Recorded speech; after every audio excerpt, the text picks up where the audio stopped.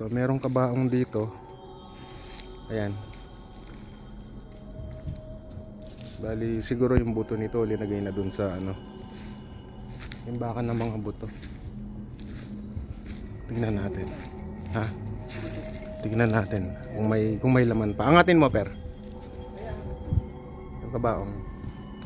Ayan, so wala na siyang laman. Ayan. Ito? Oh, kabaong na lang talaga siya. Parang lumang-luma na. May bukas pa rin dito na isang nicho. Ayan. Wala na rin siyang laman. Mga tela na lang pinagbalutan. Banda rito sa place na to, dito medyo creepy talaga eh. Lalo na tong puno ng balete. Ayan, kung makikita nyo, diba? Tapos yung mga pinagbaklasan ng kabaong, ayan, nandyan pa pati yung mga tela. Ito, meron pang salamin.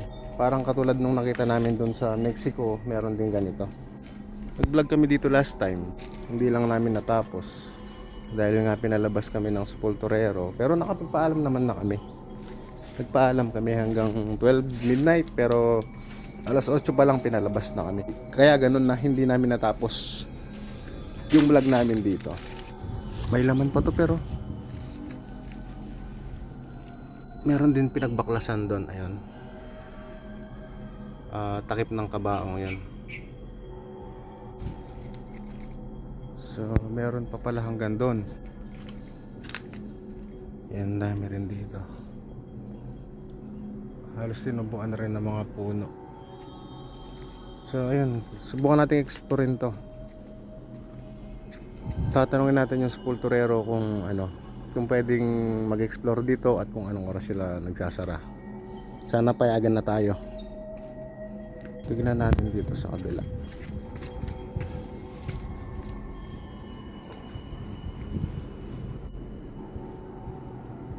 Pero araw ng Undas, alam ko lililinis naman to. Marami pa rin mga nagpupunta rito.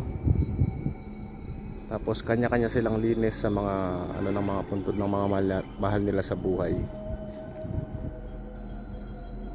Dito daw nagpapakita yung madring nakakulay black, madring nakabelong nakakulay black. So dito sa part na to, diyan siya nagpapakita. Yan, diyan.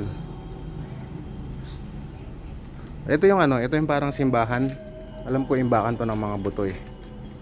Yan, imbakan ng mga buto yan. So merong pasukan yan doon sa kabila. Hindi rin tayo makakapasok kasi may aso. Pero marami nagsasabi dito raw nagpapakita yon. So tabi-tabi po sa inyo dito sa area na to. Ay, tatanungin natin sila dito kung pwede ba tayong mag-vlog dito at kung anong oras sinasara tong sementeryong to.